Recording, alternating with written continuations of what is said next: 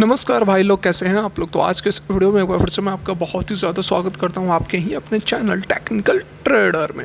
देखिए, आज के इस वीडियो में हम उस अपडेट को जानने वाले हैं जिसके बारे में हम काफ़ी दिनों से सुन रहे थे। जो आर्बिट्रेशन की प्रोसेस चल रही थी सिंगापुर में फ्यूचर ग्रुप और अमेज़न के बीच में, इसका जो अपडेट है, जो फैसला है, वह आ चुका है और फैसला बहुत ही बढ़िया नहीं है। देखिए, आप लोगों के लिए मैं सबसे पहले यहाँ सुबह सुबह यह वीडियो बनाने की कोशिश कर रहा हूँ ताकि आप लोग अपडेट हो सके, आप लोग को जानकारी मिल सके कि क्या फैसला आया है, किस तरह से आपको ट्रेड लेने हैं।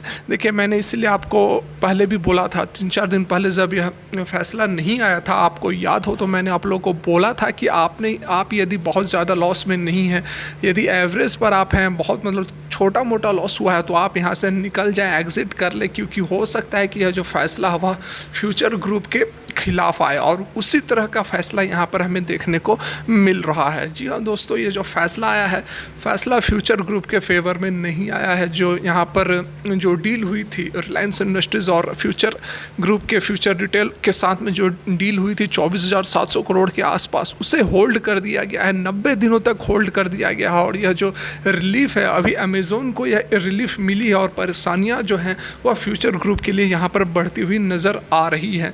देखिए, 90 दिनों का होल्ड है और फिर इस पर और भी चलेगी, लेकिन अभी फ़िलहाल 3 महीने तक आप कुछ नहीं कर सकते हैं। और यह काफ़ी है फ्यूचर ग्रुप के स्टॉक को और नीचे ले जाने के लिए। देखिए, और क्या डिटेल में खबरें आई हैं, चलिए मैं आप लोगों को और भी इसकी डिटेल दिखा देता हूं। लेकिन इससे पहले यह भी रिक्वेस्ट करना चाहूँगा कि वीडियो अच्छी लगे ना लगे, खबर काम की लगे तो वीडियो को लाइक करें, चैनल सब्सक्राइब करें लेटेस्ट और जेन्युइन इन्फॉर्मेशन के लिए। तो चलिए सीधे चलते हैं मुद्दे पर। तो यहाँ पर आप देख सकते हैं मनी कंट्रोल के ऊपर आ गए हैं और जो यहाँ पर बड़ी खबर निकल कर आ रही है आप सभी के सामने है, Amazon wins interim relief, Future Reliance deal put on hold.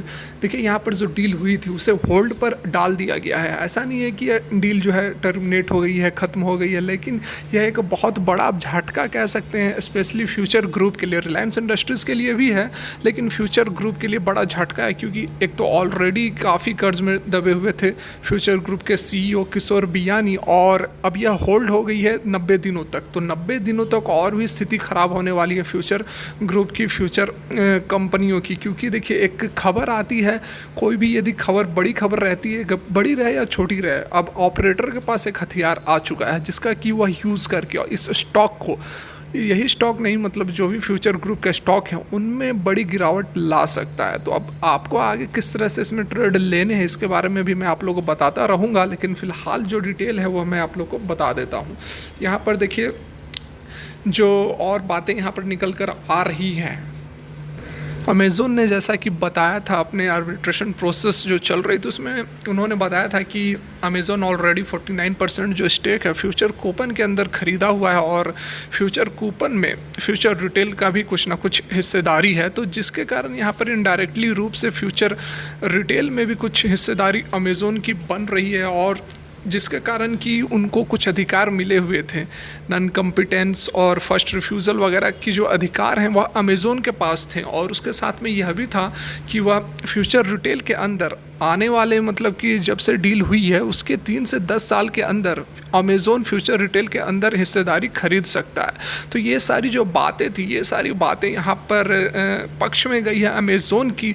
और जो यहाँ पर हेड थे, जो आर्बिट्रेशन प्रोसेस चल रही थी उसकी जो अगुवाई कर रहे थे VK राजा, उन्होंने कहा है कि जब तक यह डील क्लियर नहीं हो जाती है, फाइनल नहीं हो जाती है, क्लियरिटी नहीं आ जाती है, तब तक आप इसे डील को इंटैक्ट नहीं कर सकते हैं और इसे होल्ड पर रखा जाएगा। और जो इंटरिम फेवर है वह फ़िलहाल अमेज़न के पक्ष में ही इन्होंने दिया हुआ है। वहीं अमेज़न के जो स्पॉक पर्सन हैं उन्होंने कहा है कि वो स्वागत करते हैं इस इमरजेंसी आर्बिट्रेशन प्रोसेस का, और बहुत ही धन्यवाद करते हैं, थैंकफुल हैं कि उन्होंने इस तरह का रिलीफ जो है, जैसा कि मांगा गया था रिलीफ, उस तरह का रिलीफ दिया गया है।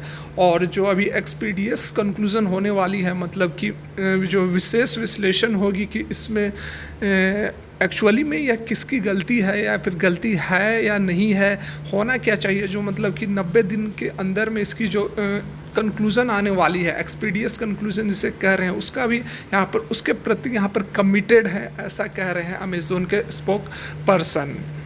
वहीं अमेज़न का मानना है कि फ्यूचर ग्रुप ने कॉन्ट्रैक्ट को वायोलेट किया है bye entering into the deal with rival Reliance industries. उन्होंने यह भी बताया था कि जो रिलायंस इंडस्ट्रीज़ का जो नाम है वह निगेटिव लिस्ट में है, जिसके साथ यहाँ पर कोई भी डील नहीं हो सकती है।